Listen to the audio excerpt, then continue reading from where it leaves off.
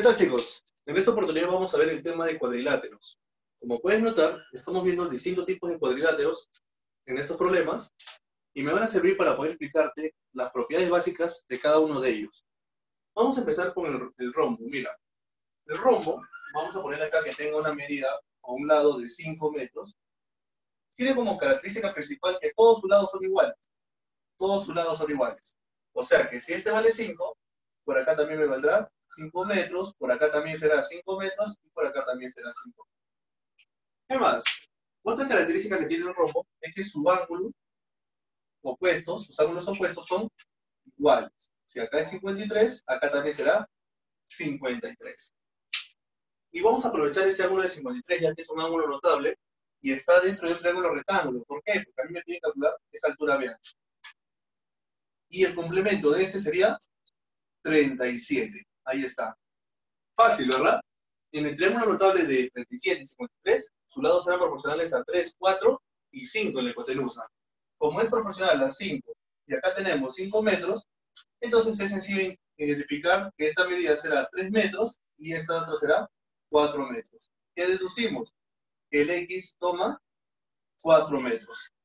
Otra propiedad, otra característica que tiene el rombo es que cuando tú trazas sus diagonales, estas diagonales se cortan de forma perpendicular, o sea que forman un ángulo de 90 grados. Luego tenemos el romboide. El romboide también es un paralelogramo que tiene sus lados opuestos paralelos. ¿Está bien? Recuérdalo, el romboide es un paralelogramo. ¿Qué es ese problema? A ver, acá nosotros tenemos a BC, que está funcionando como bisectriz, ¿verdad? Vamos a ponerle, no, acá una letra, E vamos a poner. Este ED está funcionando como bisectriz, porque este ángulo es alfa y este otro ángulo también es alfa. Como son paralelas, yo quiero que notes esta figura de acá, o esta forma.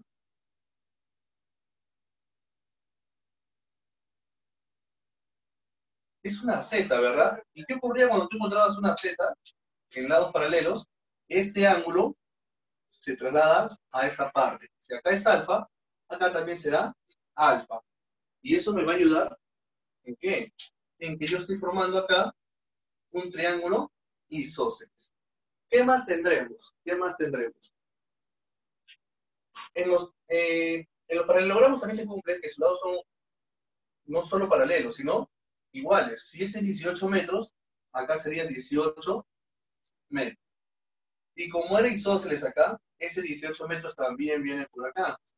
Mira ahora, por ejemplo, si yo al BE le pongo una medida M, no, como tenemos metros vamos a cambiarle, le vamos a poner una medida, por ejemplo, A. Entonces, como BC es paralelo al AD y son lados opuestos, toda esa medida de AD sería A más 18 metros, ¿verdad? ¿Y qué voy a aplicar acá? Si yo quiero encontrar la medida de MN, que es la medida que tiene comunión a los puntos medios de las diagonales, esa medida va a ser igual a la diferencia de las bases de este trapecio ABED. ¿Ya? Ahora se convirtió en un trapecio esto. ¿Por qué? Porque tiene dos bases o tiene dos lados paralelos y dos lados no paralelos. ¿Qué se cumple? Que esta medida es la semidiferencia de la base mayor, que es el AD, A más 18, menos la base menor, que es el BE, que es solo A. Y esto entre dos, semidiferencia. Acá operamos y se va a enlazar. Solo me quedaría 18 medios, que es igual a 9.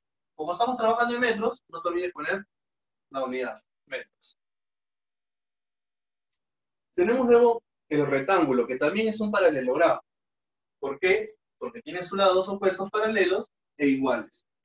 Entonces, se cumple el paralelogramo que cuando tú tienes sus diagonales, estas diagonales se cortan en el punto medio y son iguales. ¿Está bien?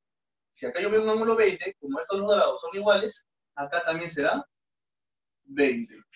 Pero ahora quiero que veas esta figura. ¿Qué se ha formado acá? Con estos ángulos que estoy sombreando. Este ángulo de acá, más el ángulo de 20 y este ángulo recto, forman un triángulo rectángulo, ¿verdad? Entonces, como acá yo veo el ángulo de 90, estos dos ángulos deben ser complementarios. Y aplicaré solo la suma, ¿no? Que x más 20 sumado con 20 es 90. Y de acá voy a obtener que el x toma 50. Recuerda, en el rectángulo, los lados opuestos son iguales. Lados opuestos son iguales. Las diagonales se cortan en el punto medio, en ambas. Y estas medidas son las mismas. ¿Ya? A raíz de esto, identificamos triángulos isósceles, donde este ángulo se puede ir trasladando. Bien, en el problema 8, ahora vamos a trabajar con cuadrados. Me dan dos cuadrados, y me dicen que hay el ángulo que se forma cuando yo trazo desde el vértice A hacia este lado CE, pasando por el punto G. Miren, como son cuadrados, su primera característica, y la más conocida, es que todos sus lados son iguales. Lo mismo ocurre en el cuadrado grande. Todos sus lados son iguales. Y por acá yo pongo serrucho, cada uno de estos lados sería un serrucho. Para no manchar la figura, a ese no le voy a poner. Ahora, quiero que vean el triángulo ADG. Es un triángulo rectángulo ADG con el triángulo CDE. Esos triángulos tienen un punto al ángulo de 90 y un serrucho. Un punto, acá también tendré mi ángulo de 90 y ya sabemos que todo el CLD es un serrucho, que no lo puse para no manchar la figura, ¿verdad? Entonces, ¿qué se cumple? Se está cumpliendo una propiedad de la congruencia, lado, ángulo, lado. Con lo cual yo he demostrado que esos triángulos son congruentes. ¿Qué más?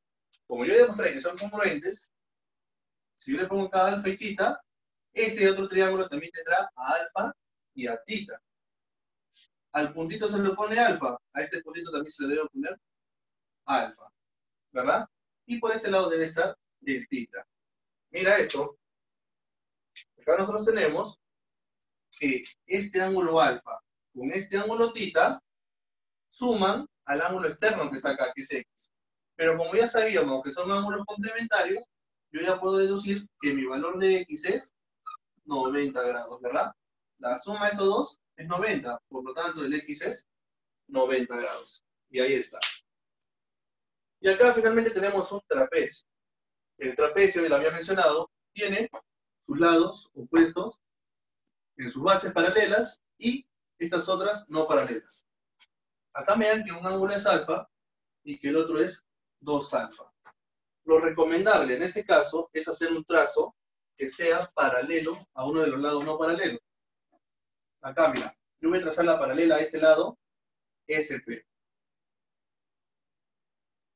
Si son paralelas y acá yo tengo un ángulo alfa, este ángulo alfa se repite acá. ¿Qué más? Como estas son paralelas, se cumple la propiedad de la z, ¿verdad? Nuevamente. Entonces, este alfa viene acá. Y como todo era 2 alfa, lo que me está restando acá también es alfa. Y acá formamos un triángulo isósceles, donde si a alfa se le pone 9 centímetros, a este lado también se le va a poner 9 centímetros.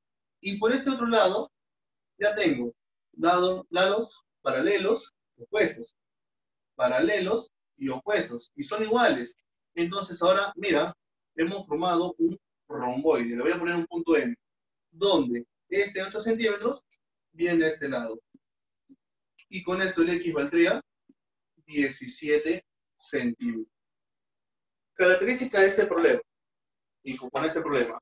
En este caso yo tenía un romboide con el cual, al trazar este segmento o esta distancia, he formado un trapecio.